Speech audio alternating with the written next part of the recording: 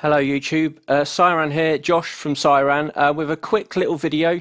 Something that I've wanted to do for a while is just to do a little track breakdown. We're just going to focus on drums for this little episode. Hopefully I won't be waffling for too long, but I just wanted to just sort of go through with you all how we did our drums on our track Paradigm. Now if you haven't heard Paradigm, you can get it now. It was our debut EP on RAM as SyRan, and it's one of those tunes, a lot of 90s vibes to it, jungle breakbeats, pianos, and it's a track that's done very well.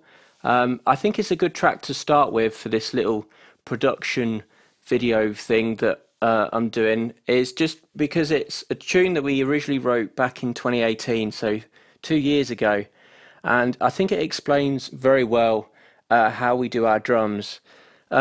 This is not really a tutorial, but more of me waffling, and hopefully you can pick up some tips and tricks, or just to get a bit of an insight into how we write tunes. There's not going to be too much technical stuff going on, because with this track there's not a lot of technical heavy bits going. It's more of about how we've used different samples and layered them together to create an overall drum vibe. So we're just going to focus on the drums. Maybe in another video, if I ever get round to doing them, will be to go into further to do stuff like basses, pianos, synths, that sort of thing. So yeah, let's get straight on to the tutorial, because I've already spent 2 minutes waffling, nearly. So yeah, let's get to it. So I've soloed the drums on Paradigm. We'll start from the start, and then I'll just play them through, and then just to give an overview.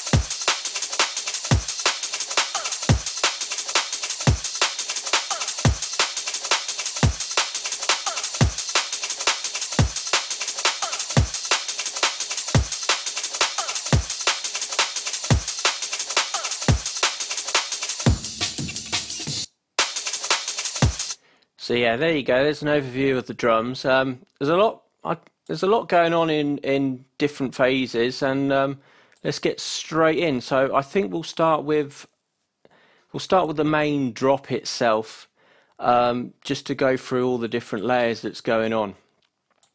So we'll start with I think we'll start with the breakbeats, because one thing that we find when we do our tunes is the first thing we like to do is find some breaks that we like and stick them in. Kicks and snares are normally one of the last things to go in when we do drums, so we like to get a little vibe down for breaks. So let's go through the break layers first. I've got the channels up here, and for people who don't know which DAW we're using, we use FL Studio to write a lot of our tunes, and then we normally take it through to Cubase to do the final mix downs and stuff like pre-masters and all that. So yeah, so let's start with this break layer, which is a combination of 3 samples.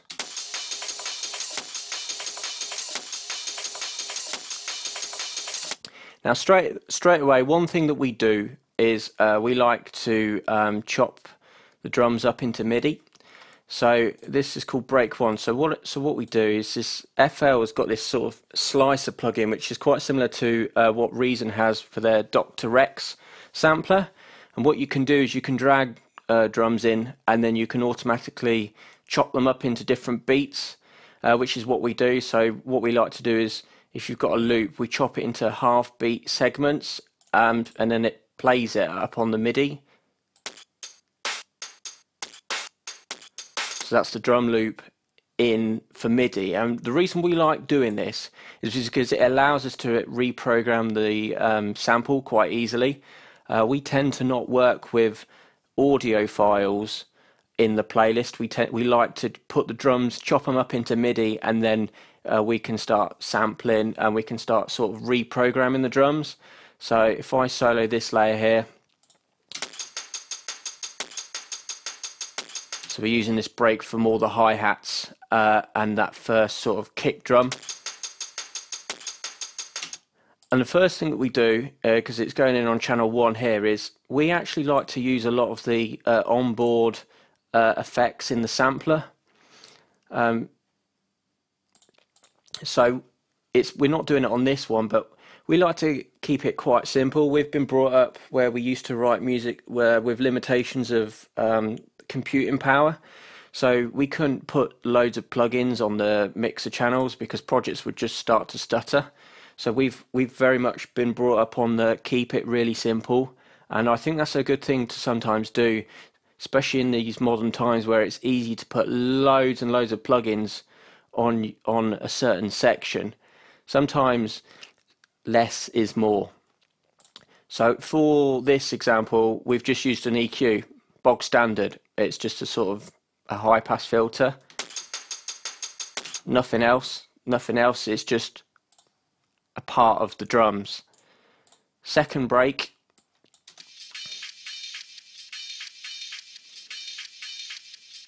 This break's got sort of a clangy snare to it, which James, I seem to remember that James actually did a lot of the drums for this track, and he does like sort of live breaks to have the sort of clangy snares because you can put them quite low in the mix and then use the resonant frequencies just to poke through.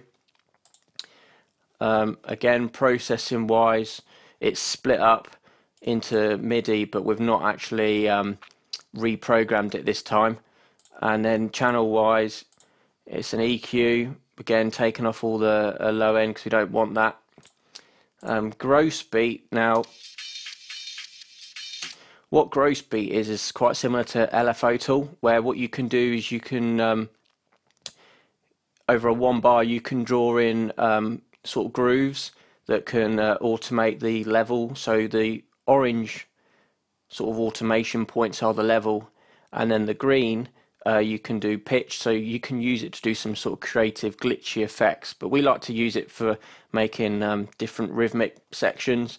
So what we've done here on this break is the shuffle part between the snare and the kick, we've wanted to increase that, and then it's going into another EQ, and here all it's doing on this is taking out some of that sort of resonating snare.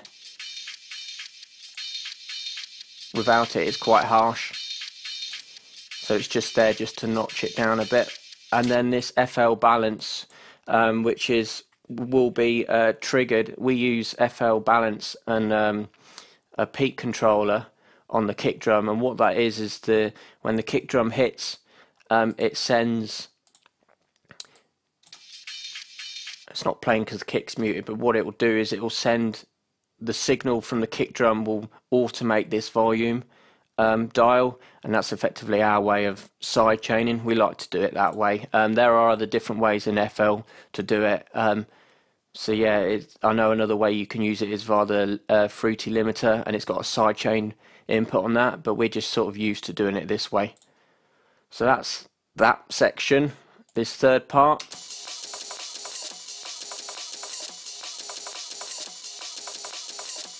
It's sort of quite a loose Amen sort of thing that's going on. It's quite cool actually. And again, some gross beat, which is automating the level, and then just a basic EQ, pulling out some of the mids but just keeping the tops. So that's sort of the top layer, I guess. Second, and it's all what we like to do is group them into similar patterns. So with FL you can do this, instead of having everything on its own line, we like to condense patterns with sort of like a group really. So if we've got three, in this case we've got 3 breaks that are all sort of the top end splashy layer, so we've grouped them all together.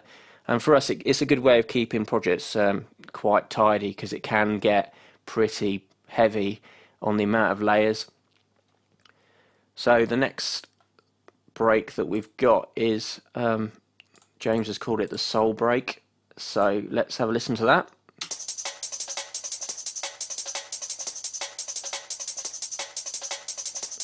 So it looks like there's some tambourines here and then another break. So let's check out this one.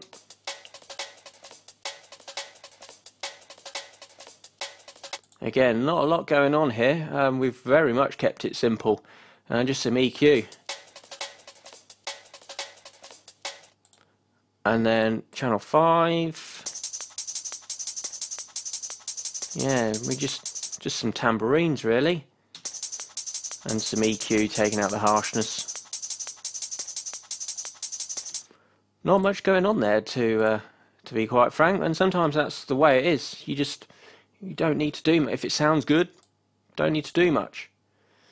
Right, next layer is, I imagine this will be where most of the breaks are coming from.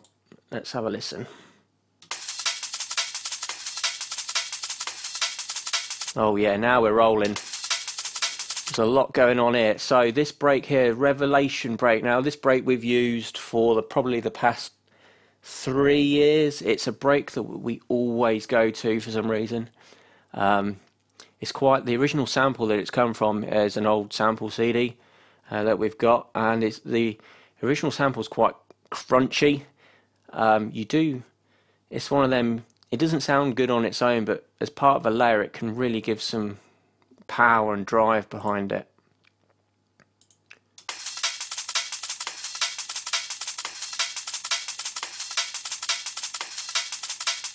Again, not much going on, just reprogrammed it, moved the snares around.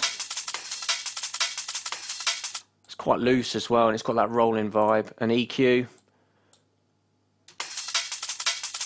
Just taking a bit out the top end, and then I think on here, this may have, just trying to think where it's come from.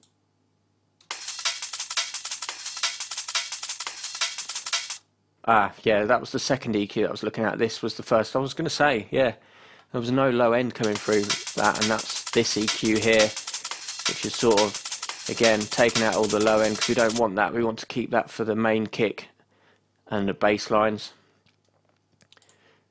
Channel 6. Oh, this is still part of it. Hot pants break, can't go wrong.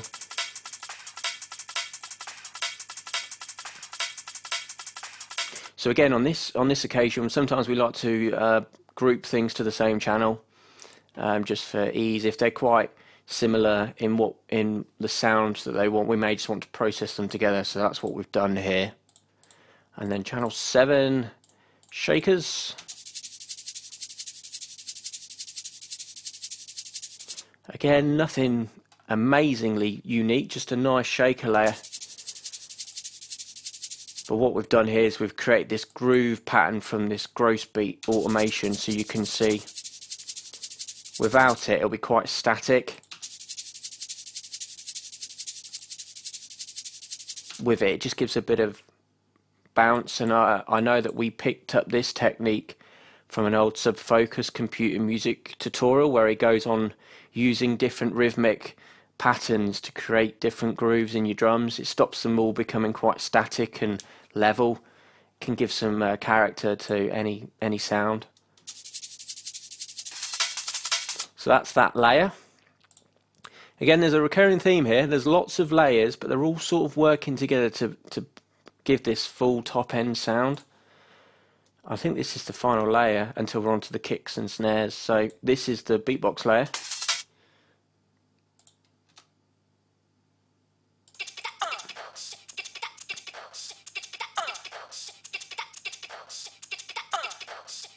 So this is used throughout the whole track. It's used through the start as well, the build up.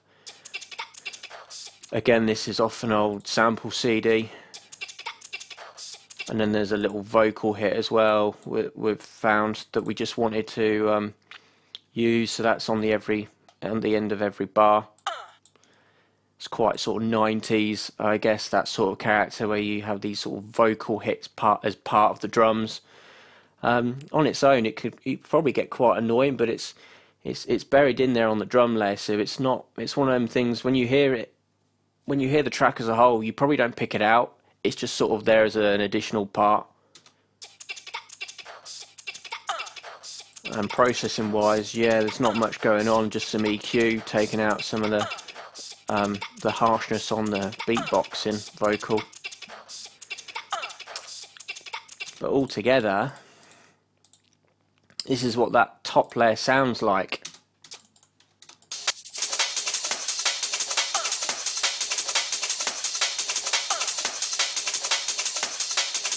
So it's quite a full layer, but everything sort of, it's a lot of little things all glued together to make one big sound. We've not done much on the processing. When you look across the board, it's just EQs, and I do think that that's something that we do quite a lot now. I mean, I know this tune was made 2 years ago, so maybe if we made this track today, we probably may do a little bit more processing, maybe a reverb on a couple of elements, but it just shows that sometimes having good samples and good break beats and good layers to start with, you don't need to do much to them to get them sat right.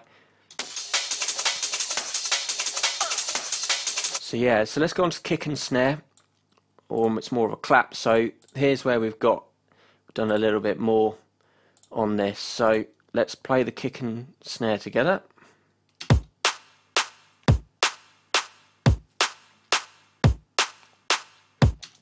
So we'll start with the kick drum. So we've got two elements here.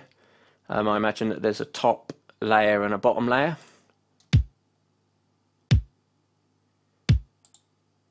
So this is sort of quite an 80s sort of kick drum.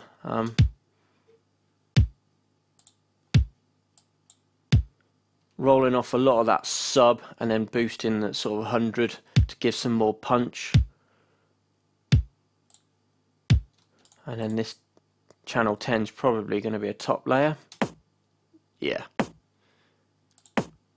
Sort of quite mid-heavy, and you're getting a lot of the sort of initial mids coming through and the tops.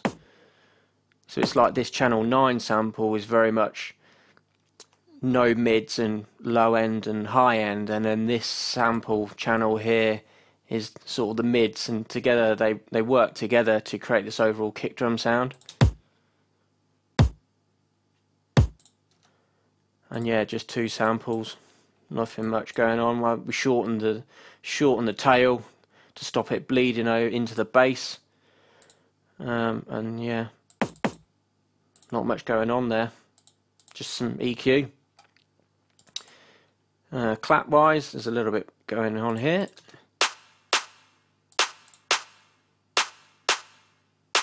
So we've got three sort of samples together and then they're bust. So let's start with this first channel 12 sample. Sort of quite a nice short snappy clap, I guess. And that'll just have some EQ. Just blend in a few bits, I guess. Second sample on channel 13.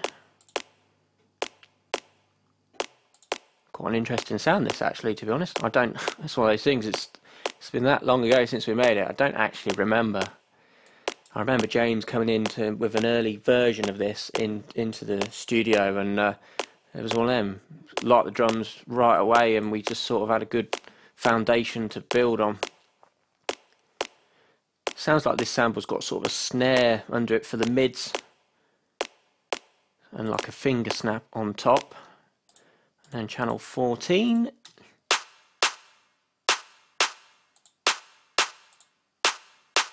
Again, another sort of clap rim shot sample. I think all together, yeah, this is more of a 909 clap. It's got the tail slightly shortened, and then all together they're bust. Some EQ, not doing much to be fair, it's more of a filter. A little bit of reverb, just the standard stock reverb. It's more of a little short room, and then another EQ. She's just pulling up the initial mids. It's one of those things with tunes like this, because we've kept the snares in on the breaks, which other producers may take them out. There's a lot of snares going on already, so the claps that we've added are more reinforcing. They're not the main part. We've done it before on newer tracks where actually in the breaks we would remove the snares, and then you'd replace the snare slice with a hi-hat. It's a good technique to removing snares but still keeping that groove of the drums. But on this, we felt that every sample grouped up sounded nice, and these claps are more complementing the main breaks. So yeah, again, not much to say on processing wise. There's nothing amazingly advanced going on. It's just the running theme on this video is more sample selection is key. You don't need to you don't need to throw the kitchen sink at it. Just good samples and put them in, and they should fit like Lego bricks, just all nicely together. So let's listen to the whole drums again, and what I'll do this time is I'll solo each part and then play it all together so you can see how it works.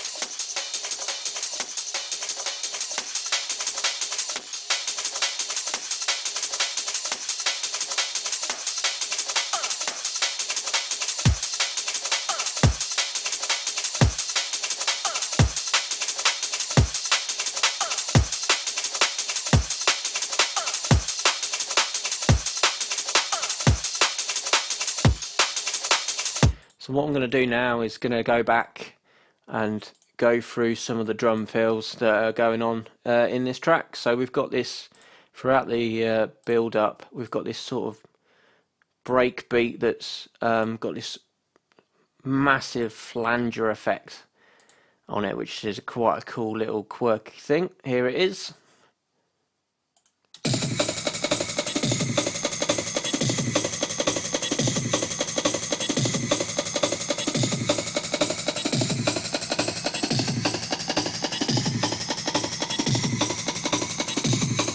So yeah, it's got some EQ taking out the low end, then it's got a phaser, then into a flanger,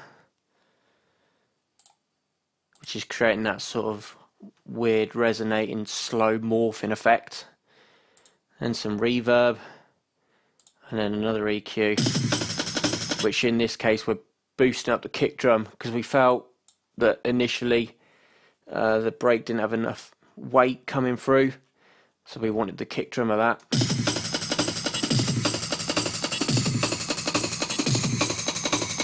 Without the flanger and the phaser.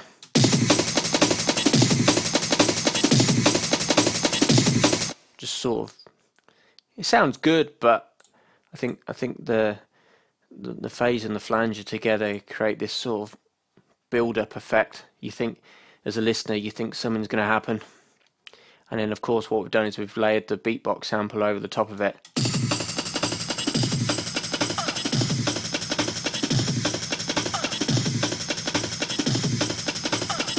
So you've got this sort of energy build, especially when you've got the piano and the arpeggiated bass coming through. And then this little drum fill here.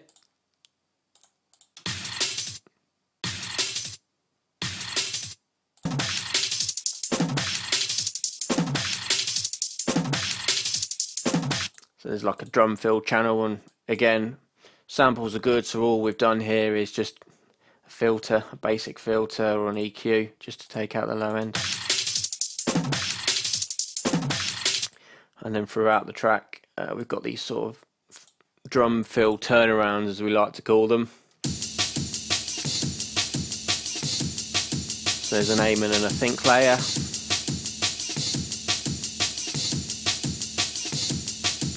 Find the pattern. So yeah, this would have come straight off a sample CD, and we've just played it dragged it in, chopped it up, and then the next one. Alright, yeah, it's that sort of, we recalled that intro break build up, and I think that's everything on the drums on this tune. The second drop, there's a few edits but no real change going on. So yeah, that's everything on the drums on Paradigm. I think I've been talking now for nearly half an hour. Hopefully there is something that you've taken away from this video. Hopefully you've enjoyed me waffling, and if you've got any questions or any comments or anything that you want us to go through in future videos, drop them in the comments, or you can always hit me up on Discord. Just search for SyRan. I'm very active on Discord, and I'm in a lot of Discord servers that regularly do feedback sessions and that sort of thing, so I'm more than happy for you to get in touch that way. Send us your tunes over, more than happy to give some feedback. But yeah, that's it really for today's spontaneous production video run through thing. Shouts to everyone who's been supporting our stuff, and yeah, hope you've enjoyed, and see you around.